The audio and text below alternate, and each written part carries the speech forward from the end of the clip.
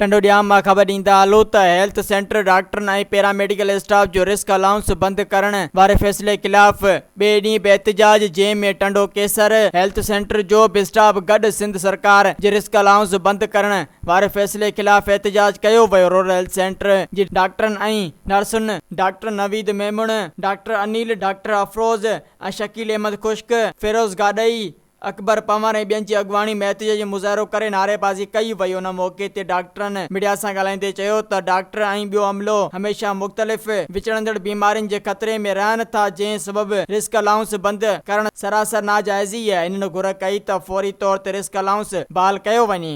मज़ीद ख़बरनि ऐं तफ़सीलात लाइ विज़िट कयो असांजी वेबसाइट www.awamiNewsHD.com ऐं ॾिसंदा रहो अवामी न्यूज़ HD।